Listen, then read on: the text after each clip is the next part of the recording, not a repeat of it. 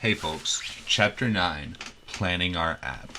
We're finally there, I promise. We're going to actually start building after this chapter. I just want to go back and think about everything that we've learned so far, and we're going to review how it could help us, and then we're going to talk about how we're going to use it in our application. So, first off, we learned about state management, and that should speak for itself. We learned about how everything is dependent upon state. Whenever you only have a single page to offer, you need to make sure that you're offering whatever slice of that state that they're asking for.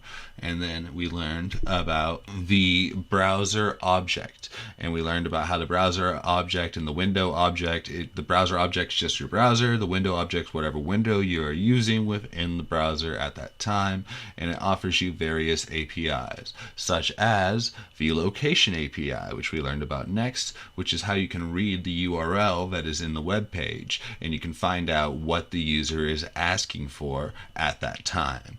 And then we learned about the history API, where we learned how we can manipulate that URL and act like we are pushing them to a different state, even though they only ask for the one URL at the beginning. We don't have to refresh the page or anything. We can just push the state on and change the URL, and so that even if they refresh the page on that URL, it's going to be exactly the same thing as they're experiencing.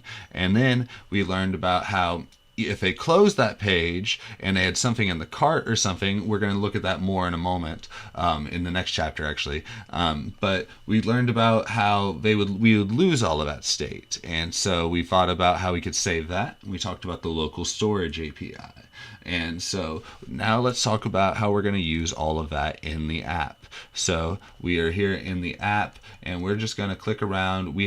So up here we have the nav bar.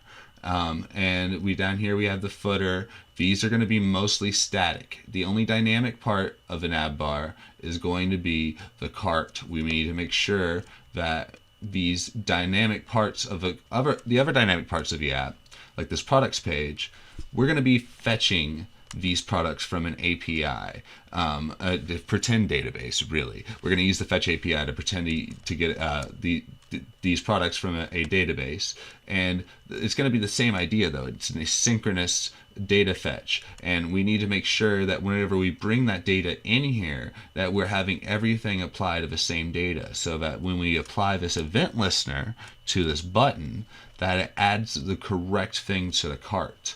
And for instance, now we want to make sure this dynamic portion matches, and if we add this other thing, we need to make sure that once again it matches. And then we want to make sure that we can populate this page with the same data, and so we need to make sure that we are using the same resource in the same way, and it's actually more complex than it sounds, I promise you. The local storage API, obviously we're using it for the theme as well, if somebody wanted to pick one of these terrible themes. So as I said, from this point forward, we're going to be working on everything piece by piece, and we're going to see how each thing can fit together as we use all these tools to build our app in a minimal but functional fashion. And it's going to be a little messy, but if we move through piece by piece, I think that you'll see how all these things can work together, and how you can build an interesting functional app just from a little bit of vanilla JavaScript.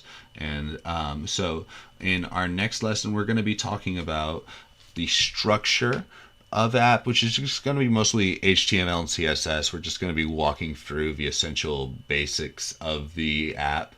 And don't worry, it's not going to be I'll try to keep it decently interesting, because the HTML is just a shell, and there's not much CSS, I promise you. And then I'm just going to put a little bit of JavaScript in there to show how we're going to start dynamically changing things, but the limitations. We'll see then.